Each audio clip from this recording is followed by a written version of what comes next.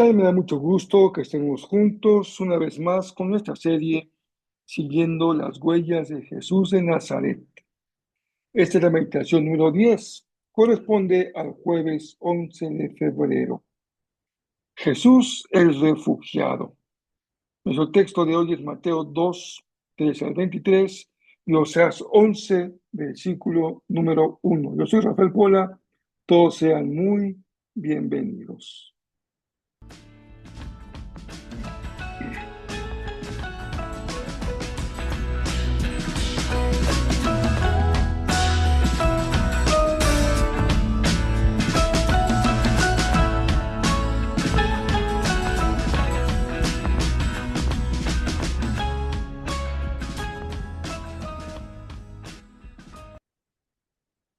Me da mucho gusto saludarlos, desearles que tengan un día muy bendecido y continuamos con nuestra lectura y meditación de la serie Siguiendo las huellas de Jesús de Nazaret. Espero que esta serie esté siendo de bendición para cada uno de ustedes. Hoy vamos a Mateo 2, 13 hasta el 23. Y si les parece bien, leeremos los primeros versos del texto que dicen de esta manera. Después de que los sabios se fueron, un ángel del Señor se le apareció a José en sueños y le dijo, levántate, huye a Egipto con el niño y su madre. Quédate allí hasta que yo te diga, porque Herodes buscará al niño para matarlo. Esa misma noche José salió hacia Egipto. Se quedaron allí hasta la muerte de Herodes, cumpliéndose lo que el Señor dijo por medio del profeta. Egipto, llame a mi hijo. Al verse burlado por los sabios, Herodes se enfureció y mandó matar a todos los niños menores de 2 años en Belén y sus alrededores. Así se cumplió lo anunciado por el profeta Jeremías. Se oyó un grito en Ramá, llanto y gran lamento. Es Raquel que llora a sus hijos y no quiere ser consolada porque ya no existen. Tras morir Herodes, el ángel volvió a José en sueños. Levántate, lleva al niño y a su madre a Israel, pues ya murieron los que buscaban su vida. José obedeció, pero al saber que Arquelao reinaba en Judea, tuvo miedo. Advertido de nuevo en sueños, se retiró a Galilea, a una ciudad llamada Nazaret. Así se cumplió lo dicho por el profeta, será llamado Nazareno. Qué historia tan interesante y tan extraña a la vez. Pero más allá de la narración de Mateo, hay en esta historia aspectos que tocan muy de cerca nuestras fibras. Sabemos muy bien nosotros lo que significa ser un refugiado, ser un exiliado o ser un migrante.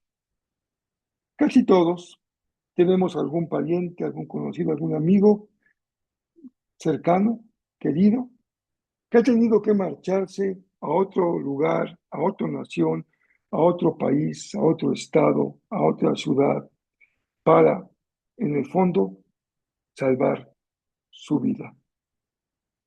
La vida pública de Jesús, como sería de esperarse por su naturaleza mesiánica, sin embargo, no empieza con un discurso, sino con una familia en marcha, en camino. Primero se dirigen a Belén por el censo y de ahí, en una huida desesperada para salvar la vida, hacia Egipto. La escena no deja de ser conmovedora. La noche cae, el silencio cubre la casa y de repente, en medio de un sueño profundo de Josué, hay una voz que le dice, levántate, huye. Ahí no hay tiempo para hacer maletas, no hay tiempo para una fiesta de despedida, solo se trata de una obediencia inmediata en medio de la oscuridad. Es impactante que el Evangelio nos presente al Mesías así, no rodeado de legiones de ángeles, de ejércitos, reconocido por sacerdotes, escribas, sino pues perseguido por un rey que rayaba en lo paranoico. Herodes tiembla ante un recién nacido. Y es que el poder del mundo, especialmente el poder político o económico, siempre teme a aquello que no puede controlar. Mientras tanto, José actúa en un silencio absoluto. No hay un papá aquí que proteste, no hay un hombre que pida explicaciones, simplemente protege la vida de los suyos y la vida con mayúscula.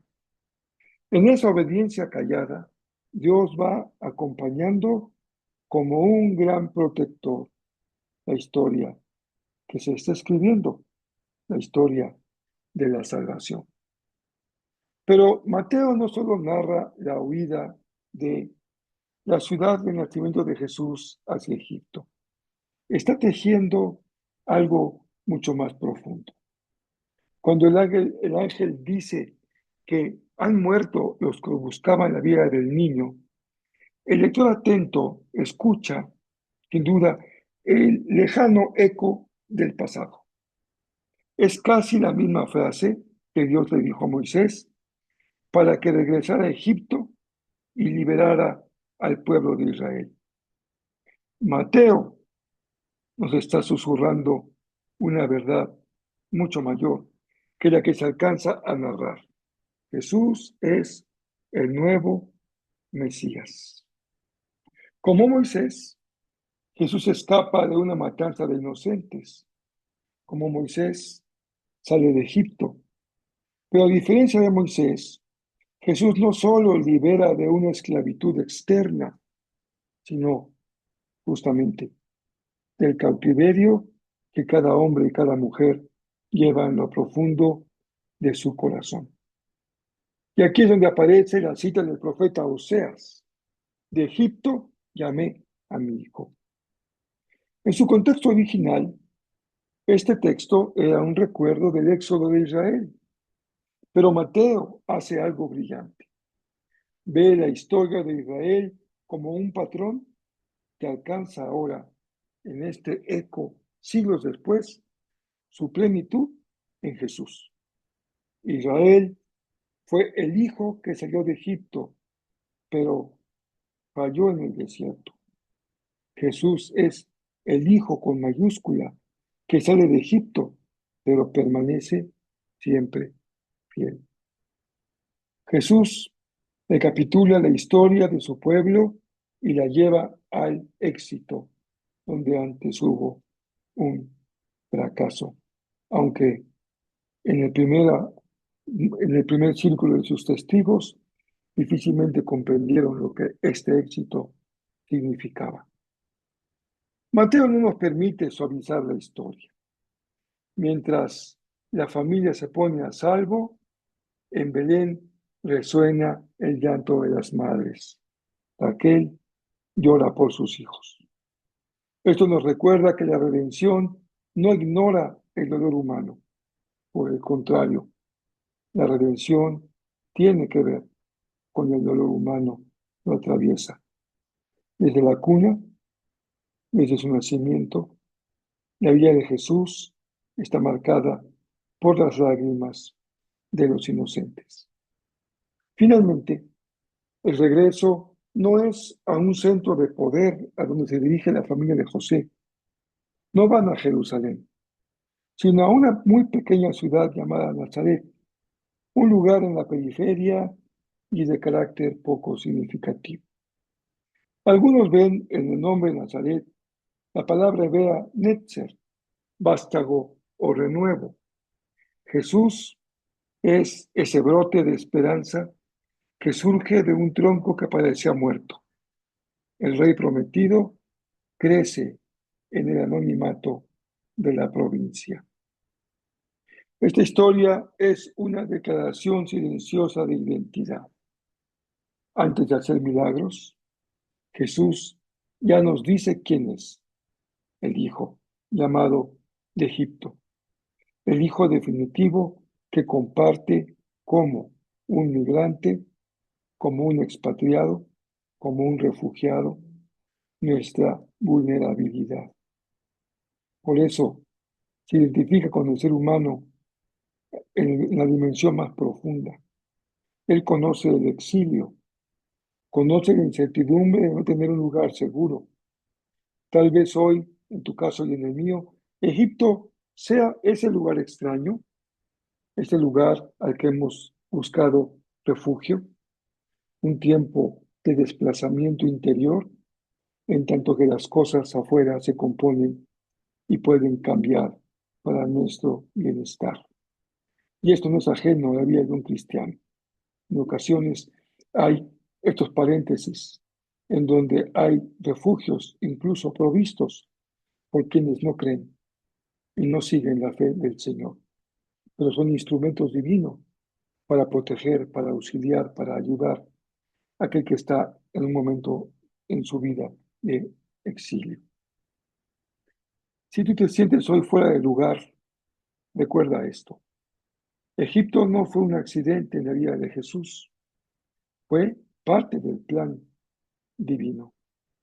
Lo que parece una huida puede ser un momento en donde el Señor está dirigiendo su vida. Lo que aparece como una interrupción es la preparación para una promesa. Y al Señor le encantan las interrupciones como la escuela de preparación para las cosas que quiere hacer en nuestra vida. La historia, tu historia, mi historia, nunca podemos verla como algo fuera de control, como algo azaroso, caótico, de mala suerte, de mal presagio, de mala pata, de la cruz de mi parroquia. Tu historia, aunque ahora puedes verla en medio de un momento de exilio, de fuga, de huida, está en las manos del Padre. Y en Jesús, incluso el exilio se convierte en un paréntesis que anuncia la libertad. Hoy les comparto una frase memorable que se encuentra en la obra El problema del dolor. Esta obra la escribió C.S. Lewis en 1940 y dice así: en el corazón de la libertad de Dios está su decisión de hacerse vulnerable.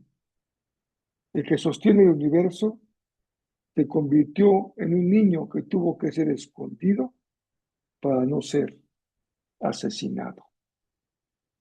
Vamos ahora a las preguntas de reflexión y acción.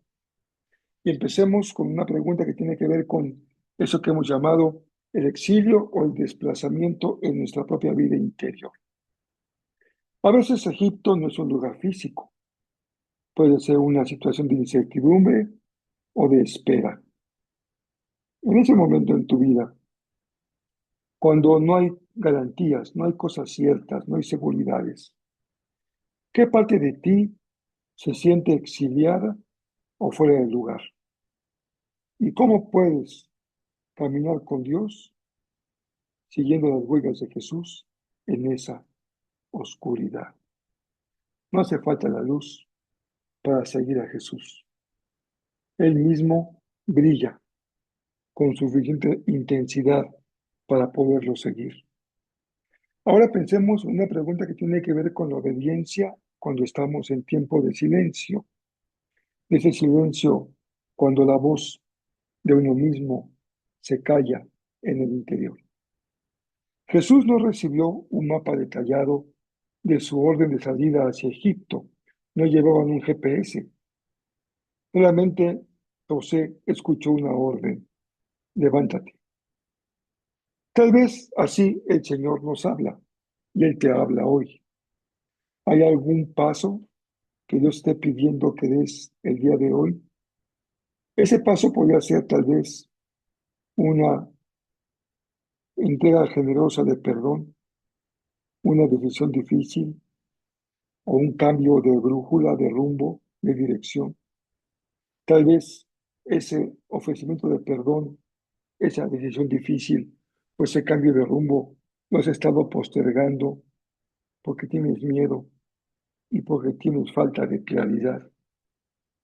Si así hubiera sido José, nunca hubiera partido a Egipto y es probable que la vida de esa familia hubiera dependido de un milito ahí en Belén. Por último, hablemos del migrante. Y hoy tenemos muchos a nuestro alrededor. Y esto nos lleva a una acción que puede ser justamente algo que se dé en nuestra historia inmediata.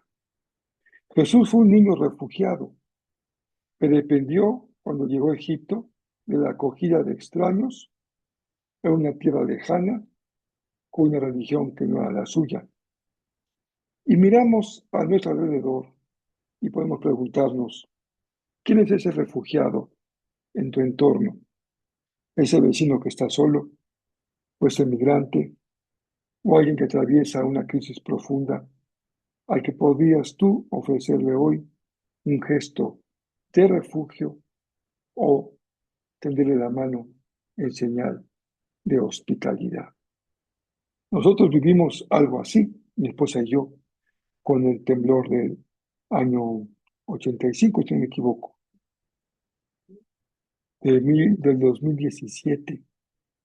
Y hubo alguien cercano que nos recibió como refugiados en su casa por casi un año. Créanme que esas historias no se olvidan y más allá de si comparte o no la fe que hay en nuestro corazón, Dios usa instrumentos como puede usarte a ti ahora si alguien necesita que les tiendas la mano. Que Dios los bendiga y para que nos encontremos mañana si Dios nos presta vida.